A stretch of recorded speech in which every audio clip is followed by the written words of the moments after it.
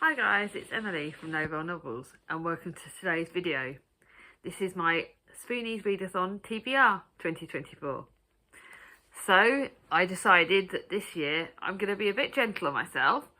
So I have got a lot of books for the readathon. So I've got books that are one book for each prompt plus an extra couple for each prompt.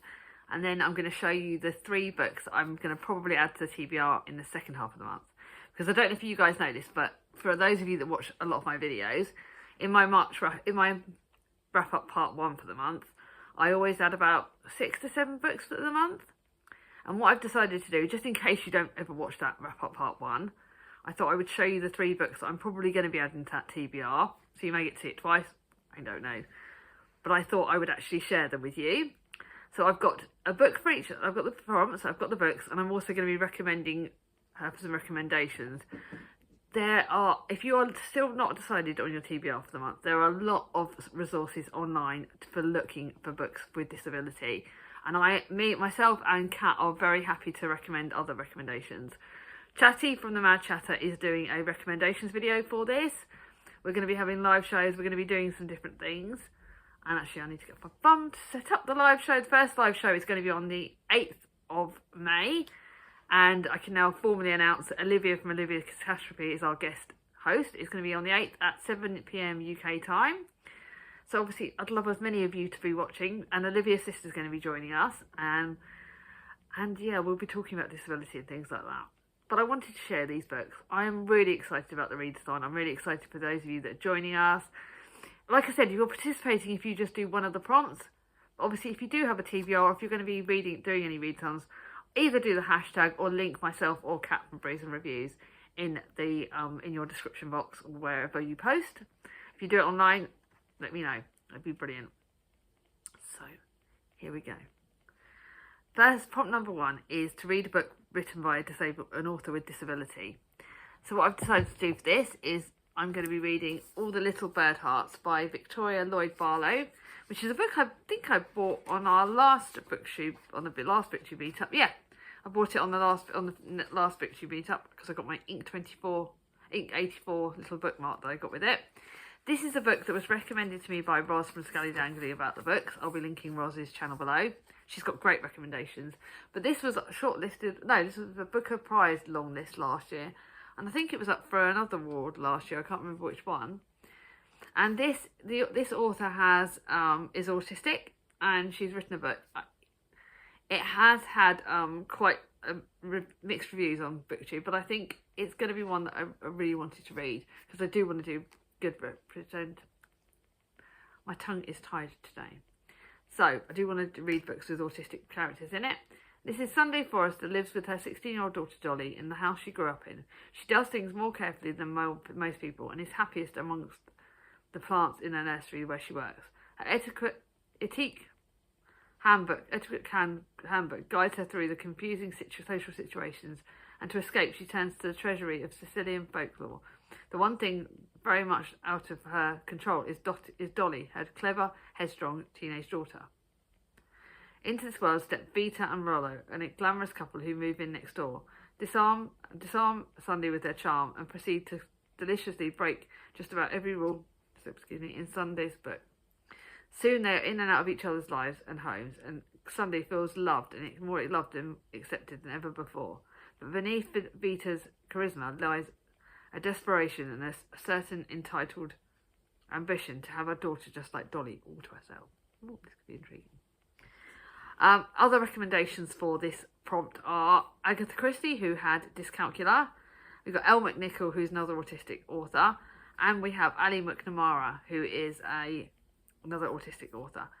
Oh no, Ali McNamara's autistic. Ali McNamara is a chronic pain spoonie. There are a lot of authors that have some form of disability, and I thoroughly recommend that you look out for this one. It's going to be great. We want to support others, spoonies. We want to support other people with disabilities, whether both visible or invisible. So I really want to rally that prompt. Prompt number 2. Read a book with a character who has an invisible disability. So I've got 2 books for this prompt. I wasn't sure which one to share, so I decided to share both. The first one is Heroes of Olympus, the Son of Neptune. And Percy Jackson has dyslexia. So he counts for that one. He does also count for another prompt, so I'll talk about this. This is the second in the Heroes of Olympus series, which is the second series. I read all the Percy Jackson series, so if you want to read the Percy Jackson series books, then they all count him. But Percy Jackson appears in this book. He doesn't appear in the first Heroes of Olympus book. But I think there is a invisible character with an invisible disability in that one, so we'll have to see about this. This is the second in the series, so I don't want to give away too much. One cursed demigod, two new heroes, a quest to unleash the god of death. I am the god of Rome. I protect the legions. I don't want war without end. You will serve me. Not likely, Percy says. I ordered a quest, the god announced. You will go north and find Thanatos in the land beyond the gods. You will free him and thwart the plans of the giants. Can't wait for this book. I'm bloody reading that with Cat as well, so that'll be good. The next one is another book that I bought last year because it was inspired by Roz again. And this is Tomorrow, Tomorrow, Tomorrow, which again has been up for several awards, I believe. And this one has had a lot of great rep. Now, I think from what Roz told me, this has a car accident in it. And because of a car accident, the lead character suffers from chronic pain. I have suffered from chronic pain, as you all well know. Apparently it has like gaming and stuff like that in it. It's had a lot of reviews. When Sam catches sight of Sadie at the crowded train station one winter morning, he's catapulted back into the brief time they spent playing together as children. The unique spark is instantly reignited. What comes next is a story of friendship and rivalry, fame, creativity, betrayal and tragedy, perfect worlds and imperfect ones. And ultimately, our need to connect to be loved. This is a big book. This is about 475 pages, and this one I know is massive. This one, by the way, was over 500 pages. I've got a mix of small and big this month. So that one will count for that prompt. But again, any character with an invisible disability, with be it chronic pain, be it dyslexia, be it autism, any disability or anything like that will count. I'm even counting, I know Angela from Reading Off My Shelf said, do we count dementia? And I think, yes, you should. I think you should really count that. The next one is to read a non-fiction book about disability. This year I am reading Sitting Pretty by Rebecca Twans. And this is a book with my view from the ordinary, resilient, disabled body. This was recommended last year, and I wanted to read it last year. And this one is a no, so I'm not really planned this. So, growing up as a paralysed girl during the 1990s and early 2000s, Twazing only saw disability depicted as something monstrous, the Hunchback of Notre Dame, inspirational like Helen Keller, or angelic Forrest Gump. None of these felt right because none of them was how she experienced her life. Complex and ordinary, uncomfortable, fine and painful and fulfilling. So yeah, this does talk about ableism and things like that, and this is a really good book. It's not a long book, but it's really good. The book I read last year was Disability Visibility by Alice Wong, and that had a lot of stories about disability and things, and that was a book that really helped me feel seen. There are lots of online resources you can find for that, to look at good reviews. But Chatty from the Mad Chatter has a lot of recommendations for that, so please feel free to ask her if you find her. She's brilliant. Prompt number 4. Read a book featuring a disability that isn't from the contemporary genre. A lot of books are from the contemporary genre with disability, and a lot of my ones are. But you can use books with fantasy, books with historical fiction. You've got a lot of options out there. Non-fiction, sci-fi even, I believe. You have got options out there. I've just remembered, but I'll show you the book I'm going to be reading first. And that is Now We Shall Be Entirely Free by Andrew Miller. And this is historical fiction, and apparently it tackles blindness. Katie from Books and Things recommended this last year. And you've also got books that will count for several prompts, such as A Sign of Her Own. You've got Katie's books, The Secrets of Hartwood Hall. They're both historical fiction books featuring disability, and they also count for the prompts, some other prompts. So they're both books you recommend. But this one has blindness rep. When Captain John Lacroix returns to England after fighting Napoleon's forces in Spain, he is not the man he was. A survivor of the British Army's infamous retreat to Corunna, he carries with him in a shameful secret, the one that will travel with him to the outer regions of Scotland to forget. I don't know any more than that. I really don't know too much about this, but Katie recommended it last year. It's historical fiction. Going to give it a go. Now to, like I said, so you've got books that you can read for this. So you've got A Curse of Dark and Lonely. That's fantasy. You've got Cinder by Marissa Meyer. You've got a lot of Marissa Meyer's books do count for that as well. You've got a lot of fantasy books, Percy Jackson books count. There are so many options so that you can read for that. So prompt number 5, read a book that features disability that affects one of the 5 senses. Again, Katie's book, Secrets of Hartwood Hall counts. You've got A Sign of Our Own that counts. You've got any books on blind, deafness, and touch. There's quite a lot of disabilities, obviously, but the ones that I've chosen for this, prompt is The Rules of Seeing by Joe Heap. I got this in a library book haul. We had a bag of books for £1 at the library, and I found this. And this has got about blindness. Gillian Stefania can do many things. She can speak 5 languages. She can tell when someone is lying from the sound of their voice, and she can always find a silver lining. But there's one thing Nova can't do. She can't see. So when her brother convinces her to have an operation that will restore her sight, Nova wakes up into a world she no longer understands. Then she meets Kate, whose past is hidden, hides a different kind of darkness. Together, can they both open their eyes to the lives they could be living? 400 pages. But it really did intrigue me, so I thought I'd go for that one. Other books, obviously, other than the ones I've recommended to you, that you've got is A Quiet Kind of Thunder by Sarah Barnard that tackles deafness, and obviously the ones I just said about. There's some good recommendations for that prompt. Next prompt now is to read a book that features disability from a person of colour or from a non-Western country. Now, I decided to read this one. Again, there was a lot of online resources that I can find for this. Your Welcome Universe by Whitley Gardner, and this is a YA book, and this is when Julian finds a slur about her best friend scrawled across the wall at Kingston School for the Deaf. She covers it up with a beautiful, albeit illegal, graffiti mural in an attempt to protect her friend's reputation.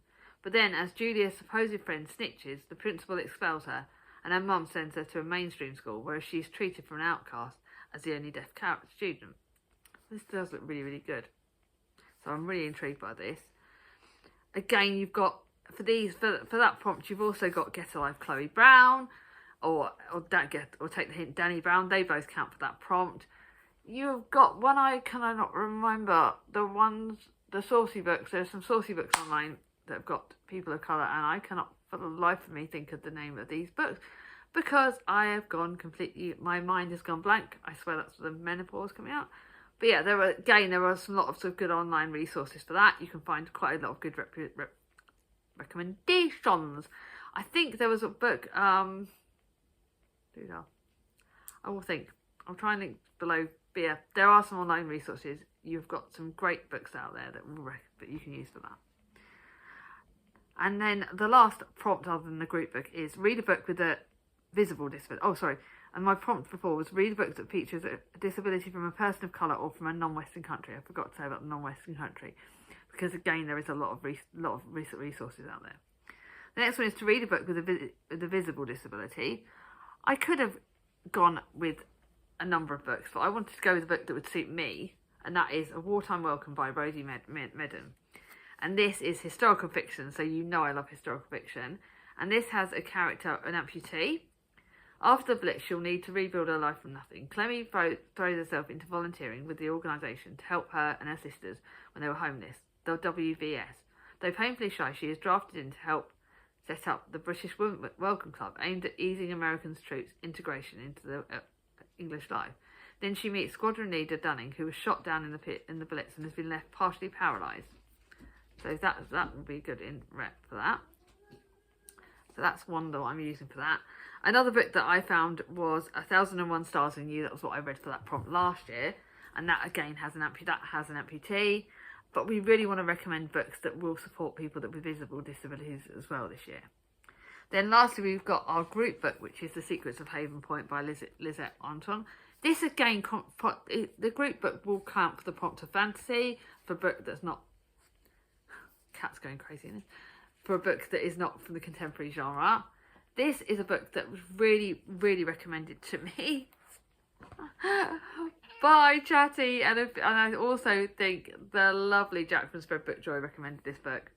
I would say Haven Point's first Reckling, and I certainly wasn't the last. There are 42 of us now, not including the mermaids. Since Alpha Lux first washed up there as a baby, Haven Point has become a round-chapel home for any disabled person who needs somewhere to belong.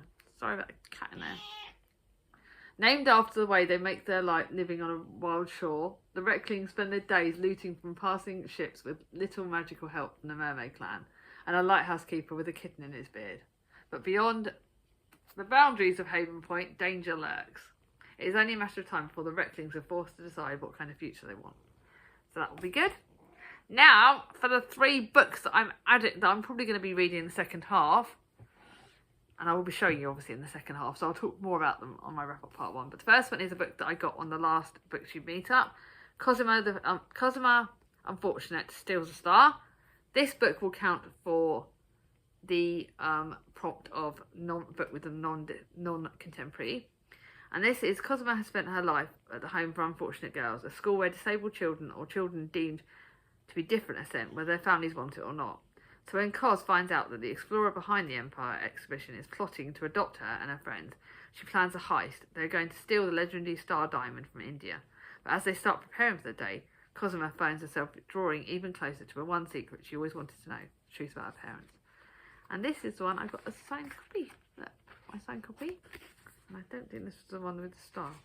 And I've got a little bookmark from the charity shop that I bought it from. Oh, the ink 84 bookmark. So this one will go back on the shelves, but it will be added. It will more than likely be added in the second half. Then to a book that will count for a disability with a book with a visible disability, and this is Differently Normal by Tammy Robinson. And this has no, I thought this was the one with Downs, but I'm not sure. Maybe not. Maybe not. Maybe this will just count for any disability. I don't know. But for Maddie, life is all about routine. It has to be to keep her... Sorry, I got the wrong disability on this. Sorry about that. It has to be to keep her autistic sister happy and healthy. With just Maddie and her mother as Bee's full-time carers, there is no time for Maddie's life for complications such as like friends, let alone a boyfriend. So when Maddie meets Albert, the last thing on her mind is falling in love. So yeah, this could be really good for that. And that will actually count for the prompt of invisible disability. Sorry about that. So that will be one that I'll be adding to set halfway through the month. And then this is a book that Katie again recommended, and this is Circus of Wonders by Elizabeth McNeil. I wasn't 100% on her last book, but apparently this has got books about scars and stuff, and this is disabilities in it. And this will count for the prompt of a book not in a contemporary genre, and I'm not sure what other one this will count as. England in 1866, with Jasper Jupiter's Circus of Wonders, arrives in a coastal village. Nell soon catches the showman's eyes. Shunned by the community because of a birthmark speckling her skin, to Jasper she is a prize. She could be his very own leopard girl. So it could be a visible disability as well. Scar, I know it's scars and birthmarks and stuff, but that does count, I think. But soon Nell finds herself the star of Jasper's show. Suddenly she is famous. Crowds wash over to watch her soar through the air. Figurines are cast in image, and Queen Victoria wants to see her perform. So this could be interesting. Wait and see a bit more about that. So that's the book I'll probably be adding to the TBR. But I hope this video has given you some ideas about books you can read for the readathon, and as well as showing you my own TBR. I really look forward to you guys joining me, and I'm really excited. If you got to the end of this video, if you can find an emoji that relates to a disability, be it a wheelchair or anything like that, please put that in the comments down below. If you like this video, give it a thumbs up. If you're new to my channel, not subscribed yet, ring on my ding-a-ling, and I'll see you all soon. Bye-bye.